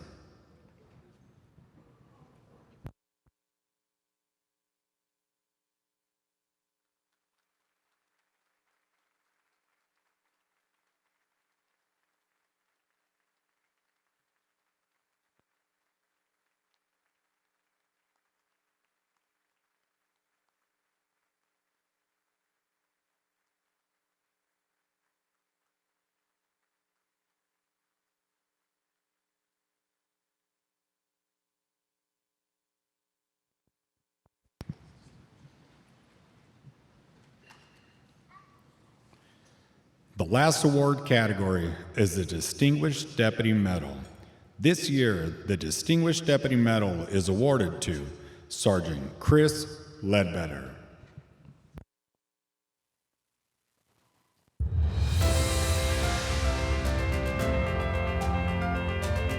Sergeant Chris Ledbetter has served with the Orange County Sheriff's Department for 26 years and is recognized for his many contributions over the course of his career. After serving in the United States Marine Corps as a military police canine handler, he joined the Orange County Sheriff's Department, where he has worked a variety of assignments, including serving on the SWAT team for many years and working at 5 different investigative details, both as an investigator and a supervisor. Although he is a revered and trusted expert in tactical response and investigations, he's most well known for his humble work ethic. Sergeant Ledbetter is honored today for serving the department and community with integrity, excellence, and commitment. I first met Chris in early 2018 when I was a member of the North Directed Enforcement Team. I was fortunate enough to work side by side with the North Narcotics Detail, in which Chris was a member of. He was super approachable. You know, Chris has a charisma about him that he's always willing to help you. He's always willing to help you fulfill whatever goal that you're trying to achieve, whether it's in your professional life or your personal life. Chris Ledbetter's a workhorse. Anybody who's worked around him will tell you he doesn't shy away from work. He doesn't shy away from a challenge. He's a very skilled tactical guy, but he's also a very skilled investigator, and his biggest attribute is his work ethic. He doesn't stop, he doesn't slow down, he does whatever's necessary for the mission or that specific investigation. He's a think outside the box kind of guy, but he's also very, very well grounded, and will make sure he's researching case law to ensure that we get to the end result legally and have a successful outcome on a case. Over the 26 years of blood, sweat, and tears that he's put into this department owes him a debt of gratitude, and he'll never say that because he's a consummate professional. He is a silent, humble warrior that lets other people take accolades for whatever was done. Chris is a good friend because he's real. He's not someone that's befriending somebody to seek a benefit or gain a favor from that person. He is someone who it takes a while, I think, to get his trust or earn his trust. And once you earn his trust, he's a great friend. He'll give you the shirt off his back.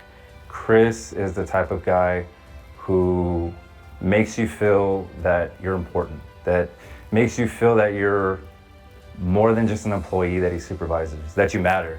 I think my dad is a hero because he's really considerate and he cares about every single person, like no matter what they've done. He's always willing to help people, and he takes so much pride in helping people, and I think that's one of the best things about him. Like, he's always willing to do something for someone.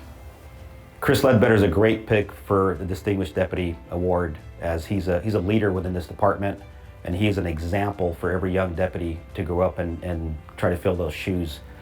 He is a person who comes into work and gives a 120% effort regardless of the assignment. A well-earned, deserved award. I'm so proud of you, Chris. Dad, we are so proud of you for earning this award, and I think you deserve it more than anyone. You work so hard all the time, and I think you really earned it. And I'm so proud of you, and I love you so much.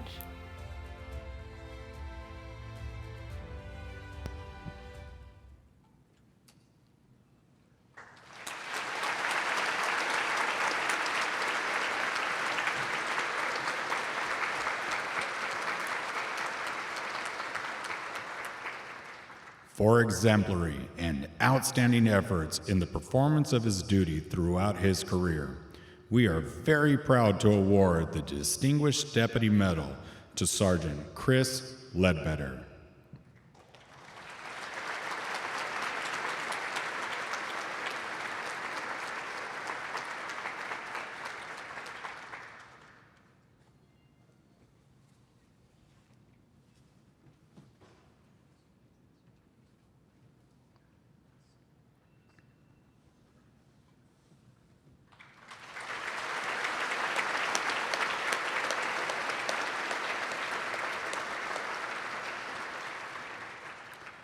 Thank you for your service to the residents of the County of Orange.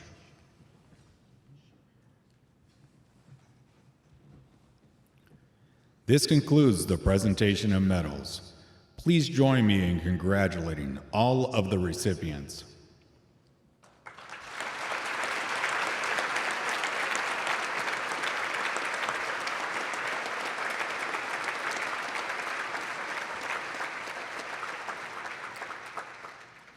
It is now my honor to reintroduce Orange County Sheriff Don Barnes.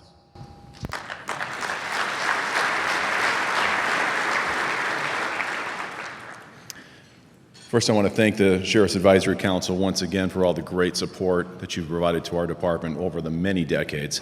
We could not do what we do without your love of this organization. I also want to thank Maribel. I can't see her because the lights are down, but Maribel, you did another fantastic job. Well done. I also want to thank some other people who are operating behind the scenes to help Maribel. Part of our PACE division, Public Affairs and Community Engagement, Carrie Braun, Jamie, Becca, the whole team that helped support Maribel and bring this together. How about a round of applause for them as well?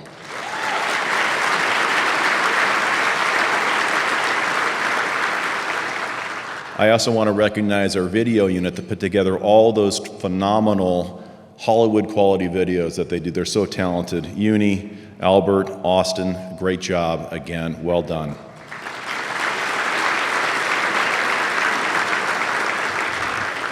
I also want to thank our communications team in the back, all the explorers that are here volunteer their time, and professional responders in our reserve division.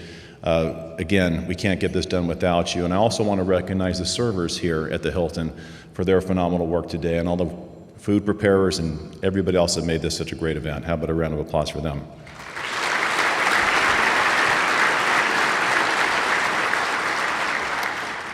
Every single day, members of our department do heroic and admirable acts. They save lives and act with courage. They solve complex crimes and change the way we approach public safety in our communities. The Medal of Valor honors the most exceptional of these actions and reminds us of the commitment the men and women of the Sheriff's Department have to those we serve. If you ask any person standing on the stage today whether their actions are deserving of the medal they now wear around their neck, I know without a doubt what their answer would be. I was just doing my job. This is what makes our department great. The men and women of the Orange County Sheriff's Department serve with humility, an acute focus on the mission, and a genuine desire to make our community better.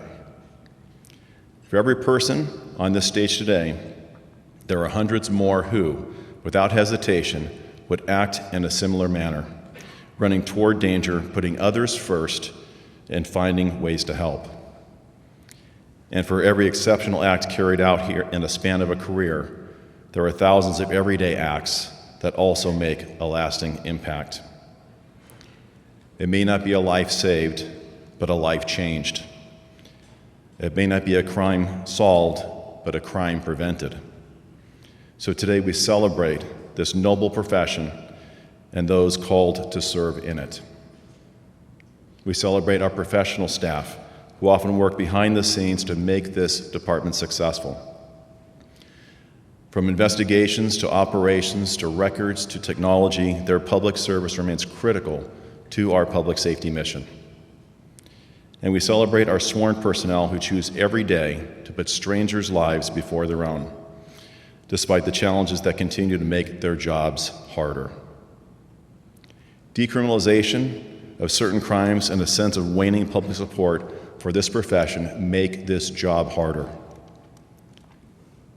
The porous border and proliferation of narcotics into our communities make this job harder. The rising number of people in mental health crisis and the limited ways government can intervene make this job harder. Being everything for everyone is not what a peace officer was intended to be, but in some ways is what we have evolved into. So we adapt, we train, and we innovate. The men and women of the Sheriff's Department rise up every day to meet this challenge with the mental fortitude and heart for service to do what needs to be done to keep our community safe. Today we celebrate exceptional acts, but more so, we celebrate exceptional people. Exceptional people are not defined by a career or by a moment in time. The men and women we honor today have been tested. They have endured mental and physical challenges and have overcome those challenges with courage and resilience. They are exceptional because of a lifetime of choices and the support that has been offered in one way or another by each and every person in this room. And they will not stop being exceptional because they were recognized today. They will continue to serve with dedication, vigilance, and pride. Thank you again for joining us and for your continued support for this department and for public safety overall. Now, before the singing of God Bless America, I'd like to ask Dominic Montalbano to start making his way to the stage. Dominic is a retired Orange County Sheriff's Sergeant who became the Master of Ceremonies for the Medal of Valor, the Peace Officers Memorial. Generally, he's the voice of the Orange County Sheriff's Department and has been for the last decade. He has decided to pass the torch on to the next generation, Sergeant Frank Gonzalez, to be our new Master of Ceremonies. And by the way, Frank, you did a great job today. How about a round of applause for Frank?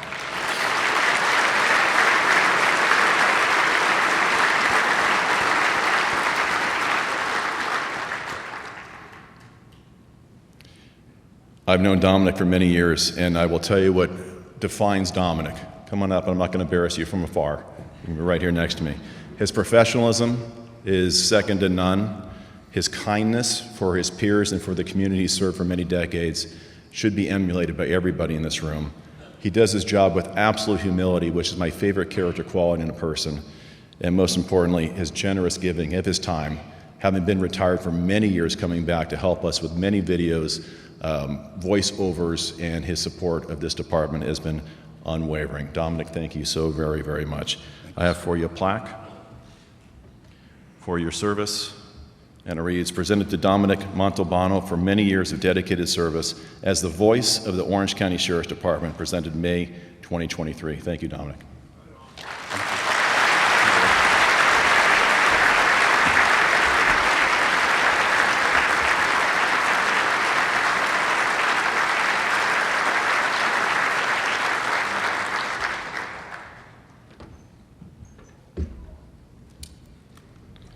Now we will sing God Bless America, and then Dominic will close us out one last time as the Master of Ceremonies.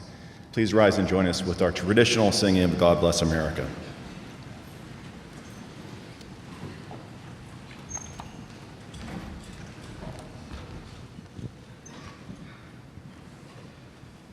God bless America, land that I love. Stand beside her and guide her through the night with light from above.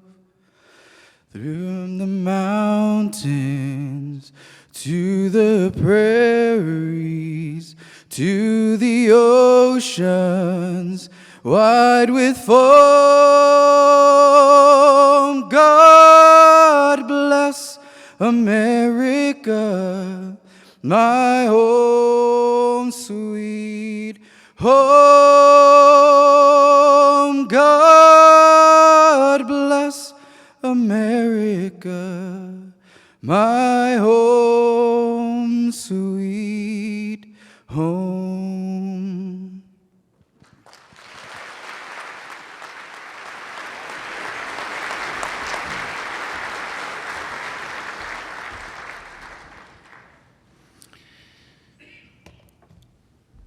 Sheriff, and to all who have served and continue to serve, it's been an honor.